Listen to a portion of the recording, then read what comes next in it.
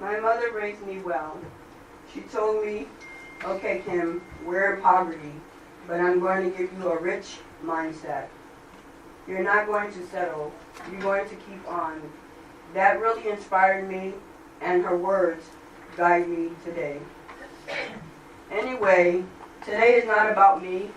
It's about all those other people and families who are like me, living in disadvantaged areas and who don't have the voice to express themselves. That's why I am so grateful for the opportunity to speak and to share my direct experience with poverty with you. This is important because we all need to know what poverty really is. For the last 3 years, I've been a member of the U.S. research team with Marianne and others. We identified together the 9 dimensions of poverty that we present today. When I was asked what aspect I wanted to talk about tonight, I chose disadvantaged areas. The research team wrote an extensive definition of this dimension, and I'll share some excerpts with you. We wrote, some people are forced into specific areas to live where there is a concentration of very hard aspects of life. These are the disadvantaged areas.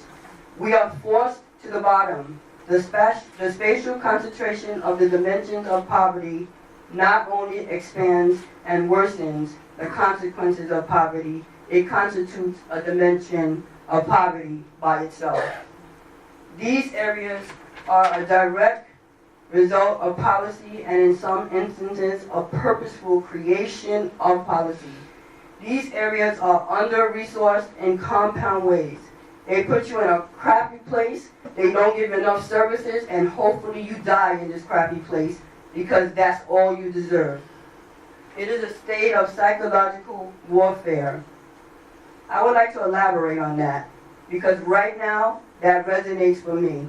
Living in a public housing development, but knowing that it's true to in rural Appalachia, New Mexico, Oakland, Boston, or New Orleans. I've been living in East Harlem since 2001.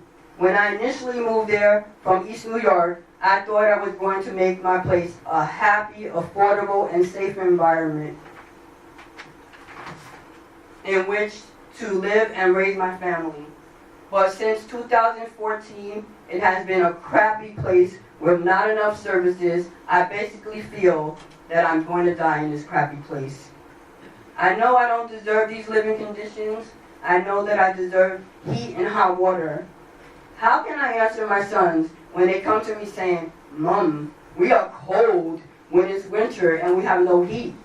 Our family is not receiving the basic services, and when I say anything, it's like I'm up against a wall of deaf ears.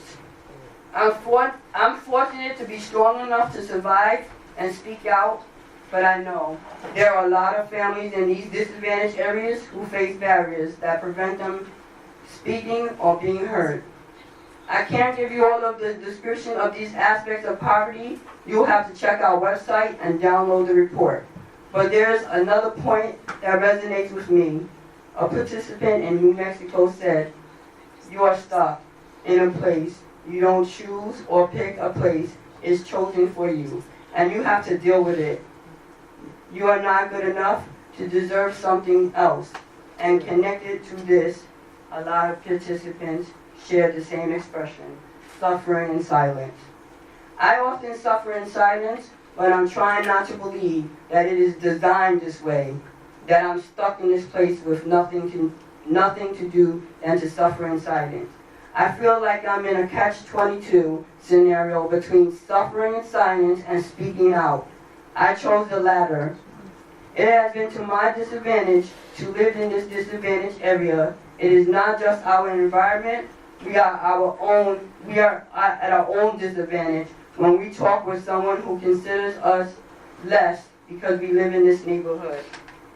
It is our family, our capacity, our future that are disadvantaged by others who decide not to invest, not only economically, but also not to invest their trust in us.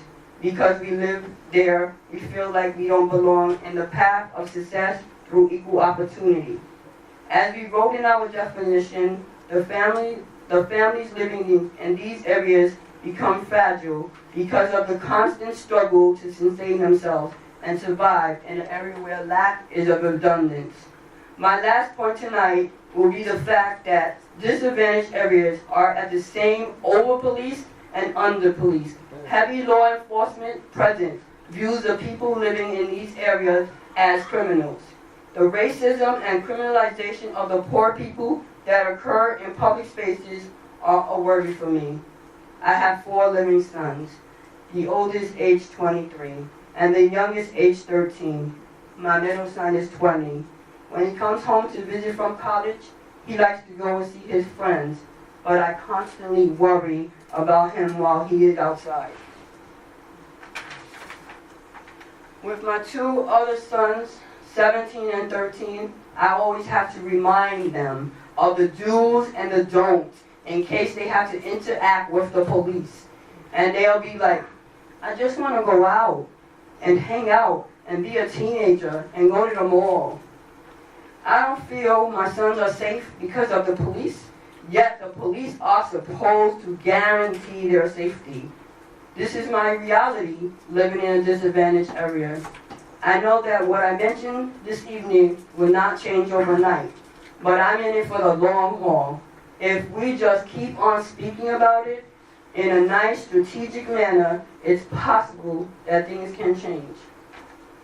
We have to use our voice and use a powerful tool that is this report. We need to keep on disseminating our findings and keep on having outlets to talk about it over and over. We need to keep on talking about it until we can't talk about it anymore. And then when we have to train, young people to talk about it and keep on talking about it, because I refuse to let our life and our truth be silenced. Thank you.